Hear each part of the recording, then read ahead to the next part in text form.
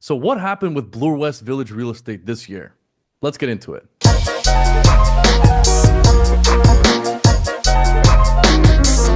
Hello, everybody. It's Alex Drobin with Remax. I help people just like you buy and sell real estate in Toronto. If you get any value from this video whatsoever, please consider subscribing. I'm also going to put a link at the bottom of this video. So if you're thinking about buying or selling a property in 2025, you can set up an appointment with me today. Let's get into it. What did happen in Bloor West Village real estate this year? Okay, this video will be an in-depth look as to the number of homes that were sold in Bloor West Village, the home types that were sold, and the months that they were sold in. So if you've been thinking about selling a property, this will be kind of a good outlook as to what happened in 2024 and kind of what to expect in 2025. Also, I'll only be looking at freehold properties in this video. So detached houses, semi-detached houses, and townhouses, and I won't be looking at the condo market. There aren't too many condos that sell in Bloor West Village regardless, because actual Bloor West Village is a very small area. And for those that don't know, Bloor West Village goes from Bloor St West north to Dundas St West, and then from Jane Street to Runnymede Rd. And then Prime Bloor West Village goes from Bloor St West to Annette Street, and then Jane Street east to Runnymede Road, and then Upper Bloor West Village is Annette to Dundas, Jane to Runnymede. There are a few reasons why it's called Prime Bloor West Village versus Upper Bloor West Village, but the main one is the school zone. So if you're south of Annette in Prime Bloor West Village, you're in the Runnymede Public School Zone and the Humberside Collegiate Institute school zone for the high school. And then if you're in Upper Bloor West Village, you're still in a really good elementary school zone, so King George and Humbercrest, but you're in the Runnymede Collegiate Institute school zone, which is not a highly rated high school. Now, from my experience, I've been in real estate now for almost 8 years, literally 24/7 nonstop. And I also, growing up in these neighborhoods, I went to Runnymede Public School and Humberside Collegiate Institute for high school. It seems to me that a lot of people, if they want to get into the neighborhood, they'll initially opt in for that property in Upper Bloor West Village or the Junction. It's roughly the same price in Upper Bloor West Village and the Junction. And then after a few years, they get some equity in the property. They start moving into Prime Bloor West Village or like Babby Point or Swansea, things like that. That's usually kind of the trajectory that people take, and that's the path that people take to get into, like those absolutely prime neighborhoods.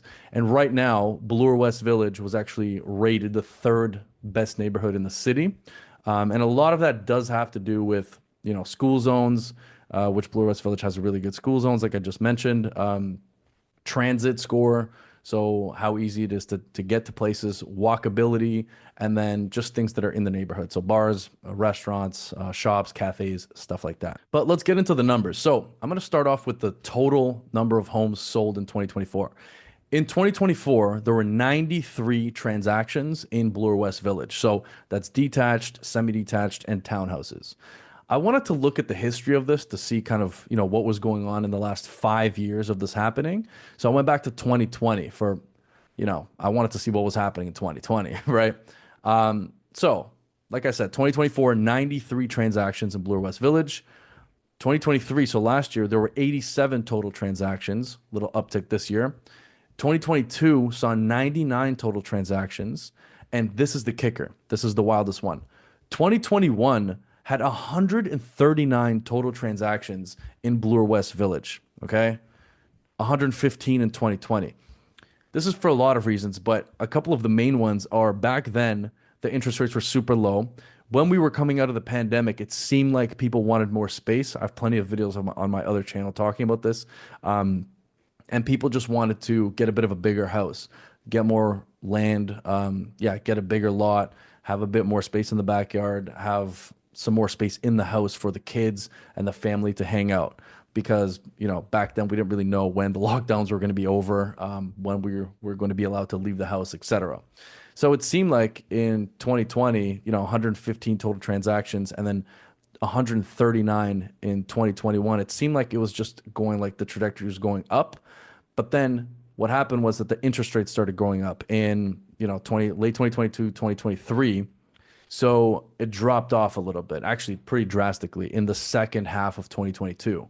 So we went from 139 transactions in 2021 to 99 total transactions in 2022, continued to go down to 87 total transactions in 2023.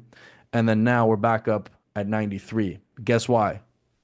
The interest rates started to come down. People are getting a little bit more aggressive. People wanted to see more places, and more people are transacting. So it's still a pretty wild number because 139 total transactions in 2021 in Bloor West Village was the most in like 7 or 8 years.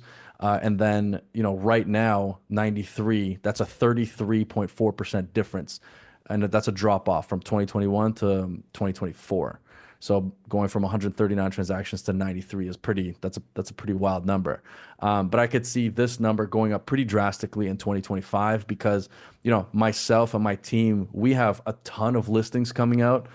We have like 15 or 20 listings that are already signed that are set to come out in 2025. And then we also have, I would say at least 15 to 20 buyers in these neighborhoods specifically as well.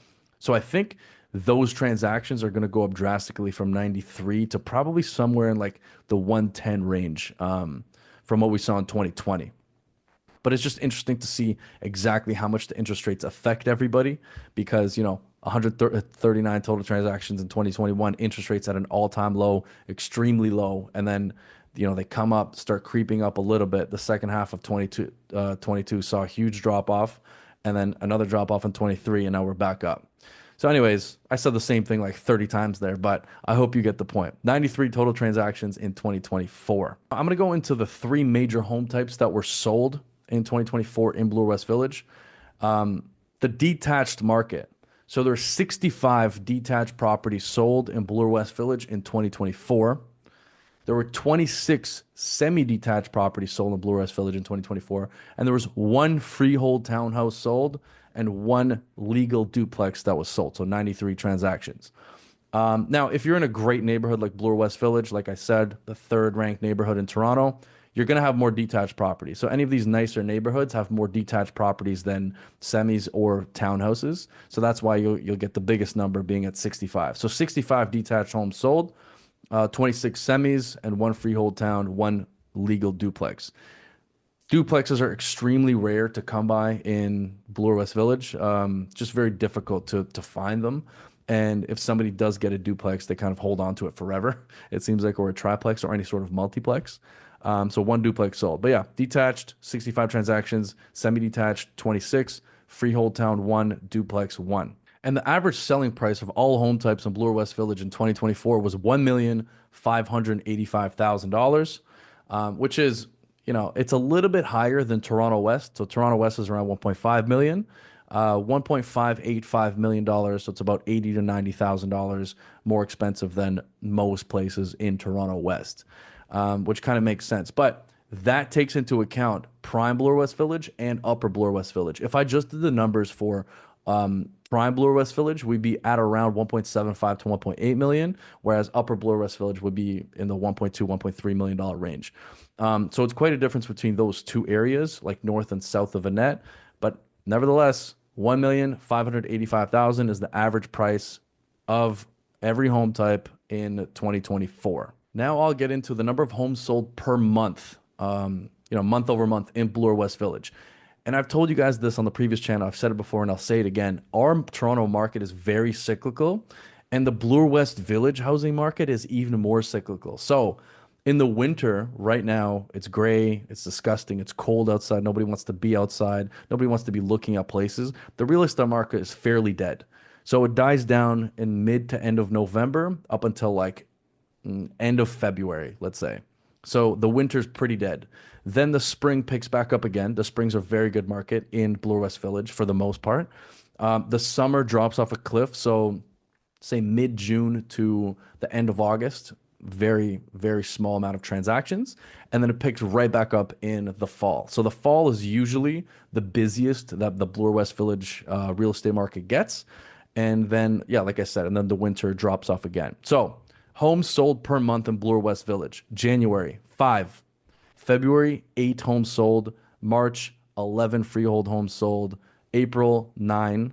May, 8. So just like I said, January, February, slow. March picks back up. April picks back up. So the springtime, it gets a little bit more, people get more excited to just be outside, honestly, it seems like.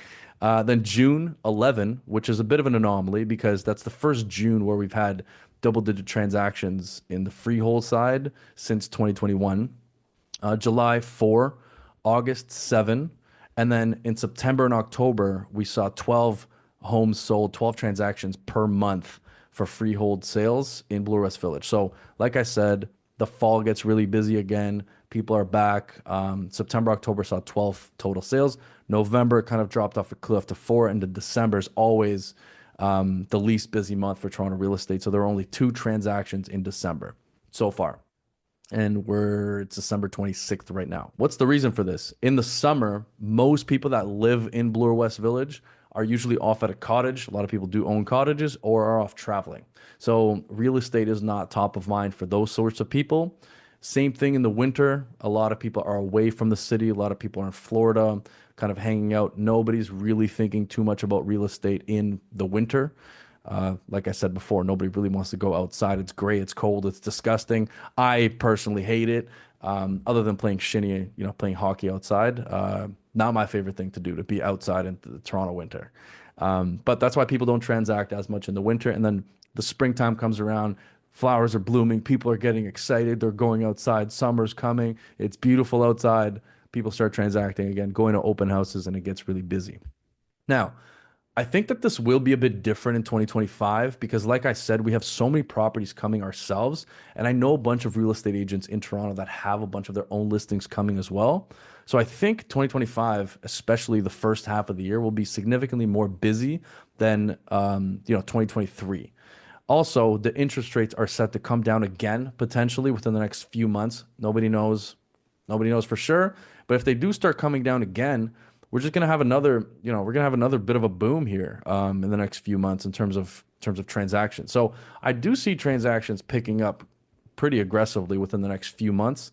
And again, if you're thinking about buying a property or selling a property, I definitely would not do it in the winter.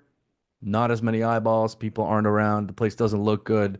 You can't really promote it as much. You don't want to see drone shots of the gray city in your listing video, stuff like that. So if you are thinking about selling, I would wait until like that, at least the late February to early March period. So from March to, I would say, mid-May is probably the best time to sell Toronto real estate, specifically in Bloor West Village. And then again, if you're not ready by then, I would wait until the fall, so September, October, to sell your property.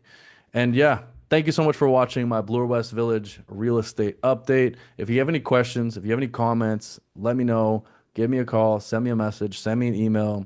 I'll get back to you as soon as possible. But thank you so much for watching. Hope you have a great holiday season.